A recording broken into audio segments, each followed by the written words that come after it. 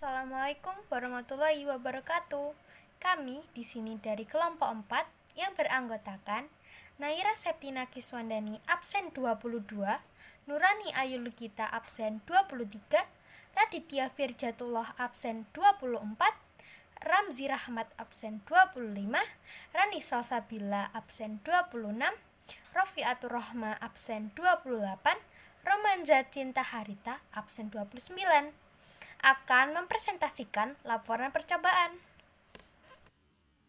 Latar belakang percobaan. Ikatan kimia dapat dibagi menjadi dua kategori besar, yaitu ikatan ion dan ikatan kovalen. Ikatan ion adalah jenis ikatan kimia yang dapat terbentuk karena serah terima elektron. Ikatan ini dapat diidentifikasi pada senyawa yang terdiri dari unsur logam dan non-logam, atau ion positif ataupun negatif. Senyawa ion yang terbentuk dari ion negatif dan positif tersusun selang-seling membentuk molekul raksasa dan akan mempunyai sifat tertentu. Sifat-sifat itu antara lain adalah kebanyakan menunjukkan titik leleh tertinggi. Pada umumnya, senyawa ion larut dalam pelarut polar seperti air dan amoniak. Senyawa ion berwujud padat, tidak menghantarkan listrik, karena ion positif dan negatif terikat kuat satu sama lain. Akan tetapi, senyawa ion akan menghantarkan listrik bila dilarutkan dalam pelarut polar, misalnya air karena terionisasi. Ikatan kovalen adalah sejenis ikatan kimia yang dapat terbentuk karena pemakaian bersama elektron di antara atom-atom yang berikatan, terdiri dari atom non-logam dan non-logam. Ikatan kovalen terbagi menjadi 3 jenis, yaitu ikatan kovalen tunggal, rangkap 2, dan rangkap 3. Ikatan kovalen koordinasi adalah ikatan kimia yang menggunakan pasangan elektron bersama berasal dari salah satu atom. Sepasang elektron yang digunakan untuk berikatan disebut pasangan elektron ikatan, sedangkan pasangan elektron yang tidak terlibat dalam ikatan disebut pasangan elektron bebas. Sifat-sifat senyawa kovalen antara lain, kebanyakan menunjukkan titik leleh rendah, larut dalam pelarut nonpolar, dan tidak dapat menghantarkan listrik, serta mudah terbakar dan banyak yang berbau. Suatu senyawa dianggap senyawa kovalen bila sifat kovalennya lebih dominan, begitu juga sebaliknya. Jika diamati lebih lanjut, dapat dilihat bahwa senyawa ion dengan senyawa kovalen memiliki perbedaan yang signifikan. Rumusan masalah. Bagaimana cara menentukan suatu senyawa termasuk dalam golongan senyawa ion atau senyawa kovalen berdasarkan sifat fisika. 2. Mengapa senyawa termasuk senyawa ion atau kovalen berdasarkan sifat fisika? Tujuan: untuk mengetahui karakteristik senyawa ion atau senyawa kovalen berdasarkan sifat fisika.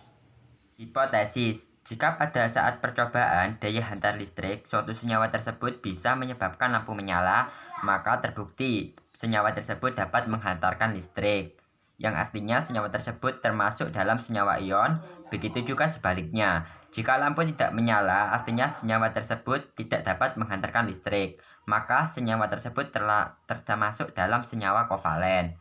Landasan teori: sifat fisik senyawa ion umumnya berbeda dengan senyawa kovalen. Hal ini disebabkan oleh cara pembentukan ikatan yang berbeda. Berikut merupakan beberapa contoh perbedaan sifat fisik senyawa ion dan kovalen. Sifat fisik: daya hantar listrik. Senyawa ion dapat menghantarkan listrik jika dilarutkan dalam air, sedangkan senyawa kovalen tidak dapat menghantarkan listrik. Titik didih: senyawa ion memiliki titik didih lebih tinggi, sedangkan senyawa kovalen memiliki titik didih lebih rendah. Titik leleh: senyawa ion memiliki titik leleh lebih tinggi, sedangkan senyawa kovalen memiliki titik leleh lebih rendah. Sifat fisik kelarutan: senyawa ion larut dalam air, tetapi tidak larut dalam pelarut nonpolar. Senyawa kovalen larut dalam pelarut nonpolar, tetapi tidak larut dalam air. Alat dan bahan: 1 cuka, 2 garam, 3 gula, 4 air secukupnya, 5 baterai, 6 kabel, 7 gunting, 8 lampu, 9 wadah, 10 sendok. Langkah kerja: 1.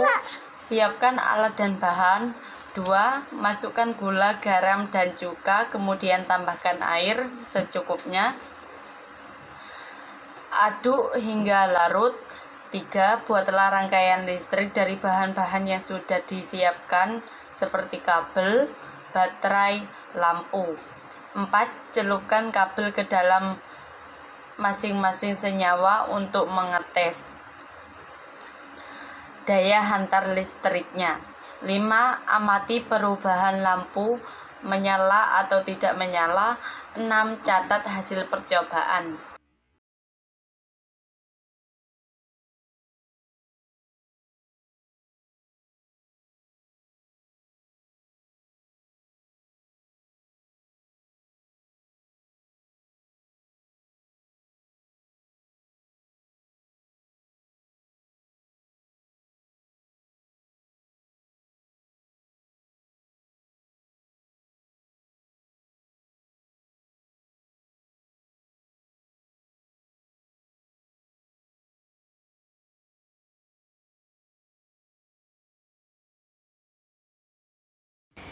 Hasil percobaan.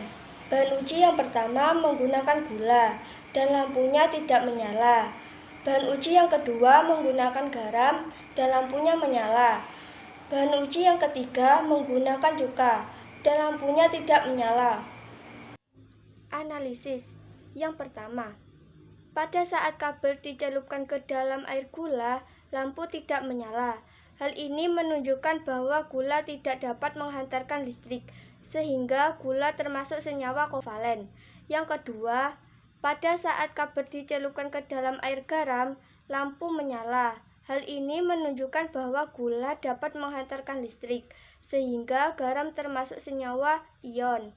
Yang ketiga, pada saat kabel dicelupkan ke dalam air cuka, lampu tidak menyala. Hal ini menunjukkan bahwa cuka tidak dapat menghantarkan listrik, sehingga cuka termasuk senyawa kovalen.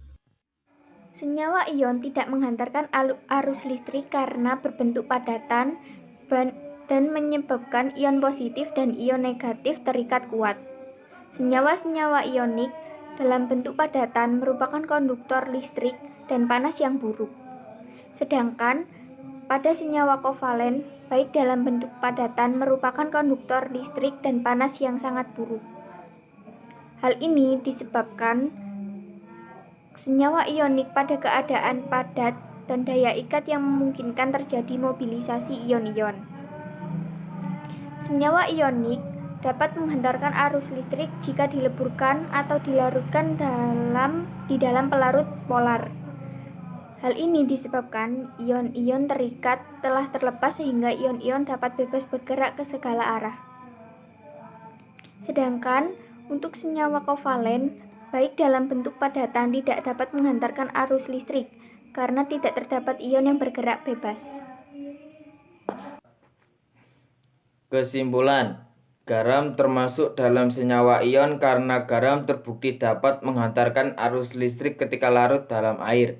Hal ini sesuai dengan salah satu sifat senyawa ion yang dapat menghantarkan arus listrik ketika larut dalam air. Sedangkan cuka dan gula termasuk dalam senyawa kovalen karena cuka dan gula terbukti tidak dapat menghantarkan arus listrik. Hal ini sesuai dengan salah satu sifat senyawa kovalen yang tidak dapat menghantarkan arus listrik. Sekian dari kelompok kami. Mohon maaf jika ada kesalahan kata. Wassalamualaikum warahmatullahi wabarakatuh.